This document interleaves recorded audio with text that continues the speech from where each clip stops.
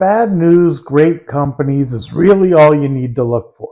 Even in an overvalued market, there is always something that's on sale. Stick around, it should be a great video today. Hello, my name is Adam Kahn, and this is Investing with Adam K, also working on Dividend Retirement. So, hope everybody's doing well. I hope your Thursday's going well. Always easy to find those needle in a haystack no matter what's going on in the markets. Now, if you stick till the end today, or at least somewhere along the way, I am going to talk politics because I think it was so funny how people got all worked up about a couple of little comments I made in my last video. So I'm going to spew some other stuff out there at some point. Maybe I get some people upset, maybe I don't. I had somebody telling me essentially they wanted to kill me or something along those lines, and they're leaving my channel. Forgive me that I think that's kind of funny, because quite honestly, the only thing I have an issue with is people that are super extreme on either side. Like, I think it's great to have conversations and discuss these things. I think that's one of the nice things about where we live. But if you are so extreme that you can't even have a civil conversation with the people on the other side because you just think you are so right, by all means, feel free to stop watching my channel, go do whatever you do, find the people who only think the same way you do, and live your life happily ever after. I got no issue with that. So it seems abundantly evident that we're going to be going into a rate cutting cycle. Typically when this happens, things like housing tends to have a nice big boom type of market.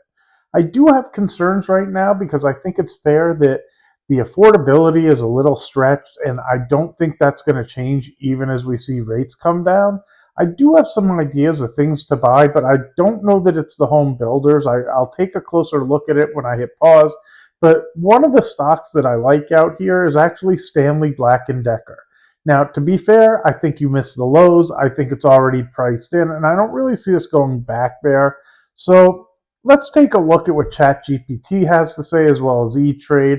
I'm going to go over some of the things I like as well as some of the things I don't like, because if you want some dividends, which is the stuff I've been looking at as I've been trying to rotate out of growth, these are the companies I've been kind of keeping my eye on. I do, for disclosure purposes, already have a small position in Stanley Black& Decker. I know I had one of the viewers kind of make a comment about, watch out, why are you getting yield as this big stock market's going to crash? Well, typically when I start a position, I only do about 25% of what I'm looking to invest. So if that information is correct, like, it's an opportunity for me to get in and add on at better prices. And at least I have a position already. So if the market continues higher, I don't kick myself too much that I miss the opportunity. Stanley Black & Decker is one of the ones that's already been going higher, and I'm kind of kicking myself a little, but so be it. Okay, I don't own as much as I'd like, and maybe Joe's right and I get another opportunity. So taking a quick look at their macro earnings impact. By the way, the stock ticker is SWK, for those of you who want to look it up. But it's paying just below a 4% dividend right now. I'd like to see it a little bit higher, so maybe I'd be looking to sell puts, although it's really thinly traded. As always, nothing in these videos is financial advice. I am not a financial advisor, so please, you need to do your own research. You maybe even connect with a professional financial advisor to get some follow-up. But don't listen to me, and I wouldn't listen to anybody on YouTube for that matter. So SWK has underperformed some industrial peers over recent periods, partly due to slower revenue growth and cyclicality in construction and industrial markets. Now, that's kind of what I like. Things have slowed. Sales of tools, for those of you not familiar with Stanley Black & Decker, I assume you guys all know what they do. They own Craftsman as well as one of the others as well. So a lot of the tools that you see at Home Depot and the others are from Stanley Black & Decker. But I think the slowdown hurt the sales. It drove their margins down as well. But even in the last quarterly report, they started to be able to open those margins up again. And I think if we have a housing, what I'll call boom, that you'll start to see the stuff like this start to sell. The only reason I don't like the home builders is because I do think we're going to see more inventory come to the market even when rates come down, because some of the people who might be holding on to properties waiting for the opportunity to sell might see that as the opportunity. And I think we're going to see the housing be a little bit stagnant, but that doesn't mean you're not going to see transactions start to pick up, which means people are going to be doing remodeling, which is going to help the sales of things like the tools that go along with that. So here are the bullish and bearish risk factors that ChatGPT goes into. I'm going to kind of go over that as well as the conclusion before talking about some of the numbers that I was looking at today. I actually did a little research before just yapping away. So bullish factors, strong brand portfolio with market leading tool segment. I think we all know that. If not, feel free to put in the comment section and ask me. I'm happy to answer about who they are, what products they have, and what they sell for the most part. Attractive dividend, plus or minus around 4% for income-oriented investors. Analyst estimates suggest some upside with a modest consensus toward buy rating, and operational restructuring and cost savings could support margin improvement, which is kind of what I thought. I'm glad to see that ChatGPT is saying the same thing. I did not read that in advance. It's just kind of cool when you say that stuff and you see it on there as well. Now, that's kind of what I like about Stanley Black & Decker. I would be cautious simply because it's already had a nice move from the lows. But to be fair, if they actually improve those margins and start making more sales, I do see room that the stock could do exceptionally well over the year. And part of when I talk about bad news on good companies, it's not always in the news when it's a small company like this, but I would also be cautious of the opposite. I worry that the Mag 7 and some of these things have been a little oversubscribed, even the AI, and to be fair, the metals. Now, that doesn't mean they may not have legs going forward, and it could even last another year or two. But I do have concerns, and I don't want to be chasing things when they've already gone up. Like my theory on metals, not that anybody asked, but as long as I mentioned it, I think there's still room to the upside. And quite honestly, if silver breaks above $100 per ounce, typically when something goes past a big number like that, it really has room to run maybe another 20%, which wouldn't surprise me. But I think if you held metals for the next 4 or 5 years, you're not going to be very excited about the returns you get. Even if they do really well over the next 6 months or a year or whatever, I'd just be shocked now that it's getting in the news and now that it's moved as much as it already has. Now, again, I'll repeat it. It's not financial advice because I'm wrong enough. But between you and I, full disclosure, I do have some metals from a long time ago, and I'm beginning to think about selling some of that position because it has done quite well. And I don't know that it's just going to keep going. And if it has a huge correction, I really don't want to just be blind to what's going on and just sit holding because that's what I tend to do with some stuff. Either way, let's talk about the bearish risk factors because I'm sure that's somewhat more interesting. So cyclicality. Boy, I don't speak so well sometimes. Cyclicality in the end market. So construction, industrial slowdown could constrain revenue. Fair enough, but that's also what I think is going to be turning. Tariff and supply chain headwinds. Okay, I love this stuff. Anytime things talk about tariff and chain supply, it's like it is what it is. These companies have already adjusted for it. People are dealing with it. Oh well. So tariff and supply chain have historically weighed on margins and earnings. Now, as much as they're saying that, we're also talking about the margins improving. Some analysts lean towards hold, which kind of where I'm leaning to due to valuation and near-term operational uncertainty. Me personally, I'd like to see a pullback back into the 60s to give me another opportunity. I just don't know that we're going to have it because I'm beginning to think that a lot of these stocks that have been dead and out of favor are finally catching a headwind and people have given up on it. It's actually my theory on Starbucks. Like anybody who's owned Starbucks for a while has probably finally given up. Once that selling pressure is done, it's not that there's all this demand for buyers, it's that everybody's gotten out who wants to, so the selling pressure kind of ends. I don't know if that makes sense. So the last one they talk about is free cash flow and debt levels require monitoring relative to dividend sustainability, which is one of the things I noticed as well. It's actually showing that the free cash flow being used to pay the dividend is a little above 100%, but They've also improved the margins, so that should be changing. Now, if sales are weak and they don't do as well as I'm hoping, that is something to legitimately be concerned about and keep an eye on, especially if you're buying it to get that dividend.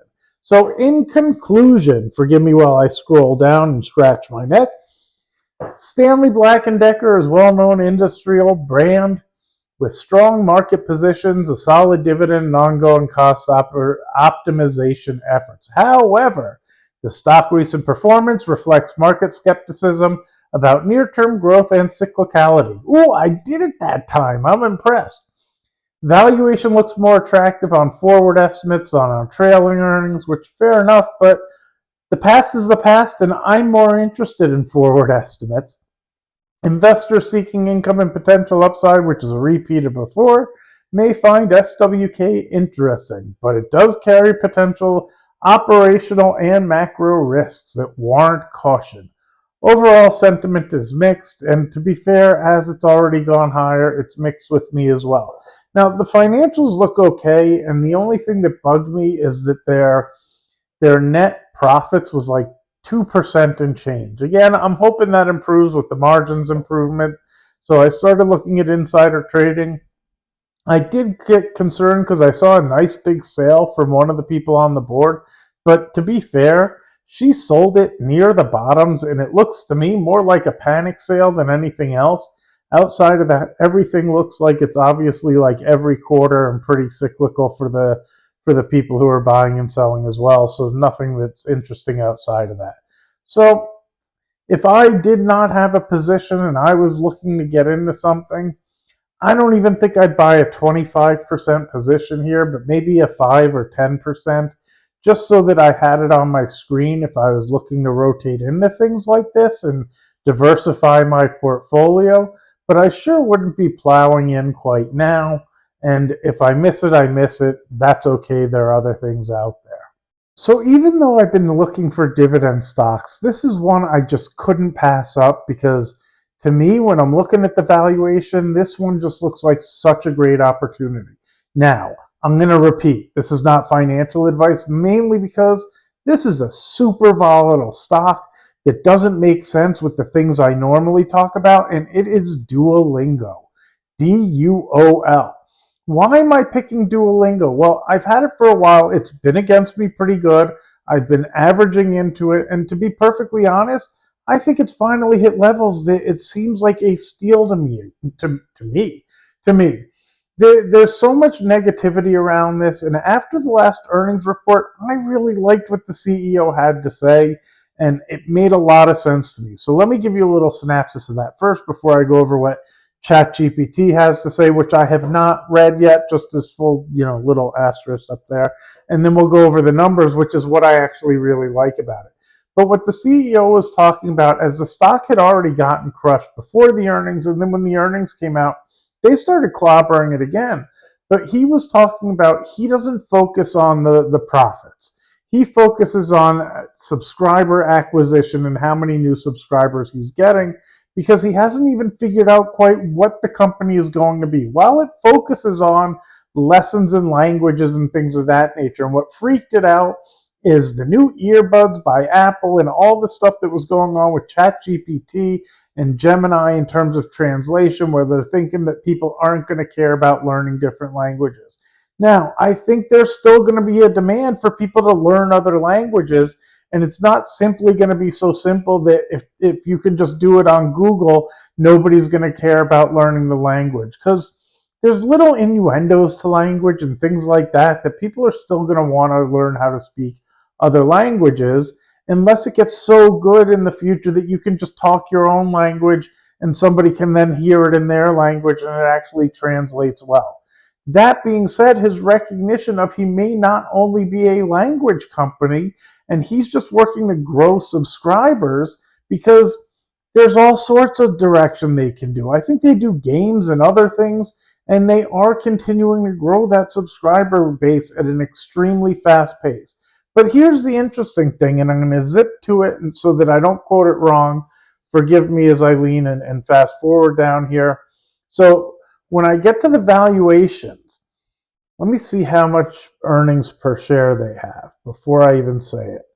So they are making $7.88 a share. If I'm reading it wrong, I apologize. I'm getting old. My eyesight sucks. It's just one of those things. I sure hope it doesn't happen to you guys, but it happens. Price to earnings at its current price is 18.61. If you're able to pick up a high growth stock like this at 18 times earnings, that's putting subscriber base, like that's growing at the pace that it is, I say that's a good deal. Return on assets 24.86, return on equity 36.25, return on investment capital 33.88. The return on equity for Duolingo shows that it is able to reinvest its earnings more efficiently than 93% of its competitors. Again, back to what I'm saying, I like what the CEO was saying, and here's data to back it up that they're actually doing well in terms of their earnings on top of it, even though the market is saying they're not and the price is saying it. Typically, companies that have a higher return on equity, values are more attractive to investors. And I will tell you, it is attractive to me. Now, listen to these gross margins, almost 72%. Operating margin, 11%. EBITDA margin, 13%. And net profit margin is a hair over 40%. That's awesome. So it's a company who has great margins, driving the revenue, growing the earnings, and the market is crushing them because it's not growing fast enough for them. I think Duolingo is a steal. I really do. Duolingo's gross margin is more than 70% of other companies in the internet service industry, which means it has more cash to spend on business operations as compared to its peers. As indicated by the operating margin, Duolingo controls its costs and expenses better than 83% of its peers. So, again, another reason why I love Duolingo. And to give them credit, Joseph Carlson was talking about this when it was trading around $250 a share. It wasn't a stock I was paying attention to, but I was actually using the platform. Now, the platform is excellent, and I started to use it to learn Chinese. The only problem I had with it, and the reason I stopped using it, is it wants to force you to learn how to spell as well. And I was just looking to speak because my wife is Chinese. We go to China often enough, and I wanted to be able to get by and speak a little bit of the language. I'm not looking to learn how to understand the characters. I am an old dog. It's hard to teach me new tricks. And since it was forcing me to try to, like, it would make you put the characters in, and it just was too hard for me. Now, it's a fun platform. I see why people use it. And let's take a look through what ChatGPT has to say. So, company snapshot. Duolingo operates a popular language learning platform available worldwide, which again, a really nice thing that they can go anywhere via its mobile and web. It uses a freemium model where most users learn for free and revenue comes from paid subscribers, advertising, and language certification tests. The company also integrates AI to expand features of engagement, which everybody loves when they use the letters AI. I'm surprised that it isn't just flying sky high. Duolingo's growth history indicates several strong performance indicators. 1. Revenue growth, substantial increases reported over multiple years with bookings and subscription revenue up sharply. History and record quarterly results reported in 2025. So, like, everything's good about the company, and I think you have to disassociate those two things. You're investing in a company. When a stock price goes lower, that doesn't change anything about the company.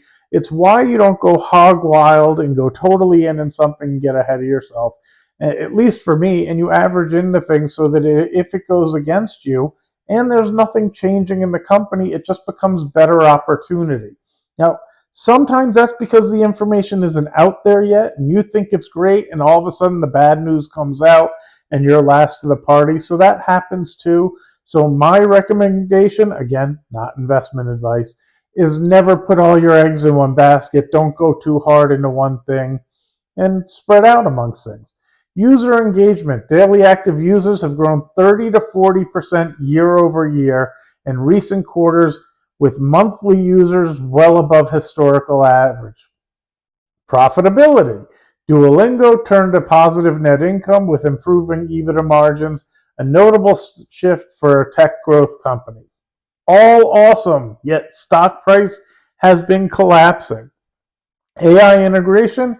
Management has rolled out AI-driven features and expanded product offerings beyond languages. Also, they have, including chess, math, and other courses, which may boost engagement and future monetization, which is kind of my point, that the CEO acknowledged that he isn't even 100% sure what they're going to end up being in the end. And if you look at a company like Facebook, and I don't mean to compare them, but I have to, if you just focus on your subscribers and you get as many people signing up and coming onto your space day after day after day, eventually you'll figure a way to turn that into money. And it's kind of what I liked about the CEO is he wasn't letting the street push him to force it before it's ready to do.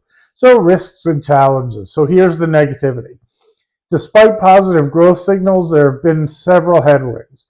Earnings volatility. Some models forecast declines in future earnings per share over the next few years, even as revenue keeps expanding. This suggests profit margins and earnings sustainability could be uncertain. Competition and AI expectations. There's ongoing debate whether general AI, like from OpenAI or Google, might substitute parts of Duolingo's offering. Some analysts see fears as overblown, but perception has pressured stock performance. That's exactly what I'm seeing going on. There's a lot of nervousness out there, but sometimes they're wrong about the things they worry about. I talked about that the other day when I was talking about Adobe. I'm going to focus on Adobe's earnings and profits and growth and not worry about what I even think could actually happen to the company as AI continues, because it's hard for me to see what their value is, and other companies might eat at their market share. But in the meantime, they do really well, and maybe that won't happen. So why wouldn't I bet on what's actually going on instead of these hypotheses that people are trying to guess? I feel the same way at Duolingo, and I think it's just as good, if not a better opportunity, the way that the stock is cratered in terms of its growth. So valuation pressure. Forward valuation is not low relative to growth if user revenue growth slows. So it's just fear. Slowing engagement. Recent commentary suggests bookings growth rate may be slowing compared with earlier explosive expansion. Fair enough. A risk for high growth valuation stocks. So again, super volatile stock. I don't know that it's right for the faint of heart, and I would not put a huge investment in it, but I do think that it's super well valued. And I see it like it's only trading around $150 today. I think it could easily double from here. And if it does, I think it could really continue from there, because that's a sign that the negativity is finally dissipated. So it's a big gamble. Please don't listen to me. Make your own financial decisions. Have a great Thursday. I'm going to go get ready for dinner and stuff and edit the video. Don't forget Tuesday, 11 o'clock, my live. I apologize again that it had all sorts of... Oh! I wanted to talk politics and piss some people off. So one of the girls in my office, who I love dearly, but she's super left, we started having a conversation about the woman who died when ICE shot them through the window, right? Super sensitive topic. All of you already hate me for even talking about it. Now, I've watched that video 1,000 times, and what I'm going to say, I saw wrongdoing on both sides. However, keep in mind that this happened to the ICE agent 6 months prior, where somebody ran at him at the car, they closed the window on his arm, he ended up getting dragged for 100 yards and put into the hospital. So he probably has that going on in the back of his head. They also told her to stop. And what I said to my friend, who I love dearly, is whether it was this incident or something else, something was going to boil over. It's okay. We have the right to protest things we don't agree with. However, going out in the middle of the street, blowing whistles, yelling F you, telling them to stop doing their job, and getting in the middle of official federal agents just trying to go out and do their job, eventually something's going to boil over and you're going to have problems. I am not saying that makes it okay. That is not my argument for those of you who just hate ICE and think they're completely wrong. However, where were you the past few administrations when they were still doing the same job? It has hit the media. And if you watch the what's it called, the Social Network or the Social Experience on Netflix, it talks about this stuff and how social media is working to divide us, not on purpose, just how the algorithms work. And it's creating a lot of distrust and extremism and everything else. It's amazing how the social experiment, it's amazing how it's predicted the future, and the future is beginning to look like it looks. It's a great show for anybody who hasn't watched it. Now, that being said, I again reiterate, it doesn't make it okay. I'm not saying that she deserved it, none of that. But whether it was her or somebody else, it's hard to imagine this doesn't happen.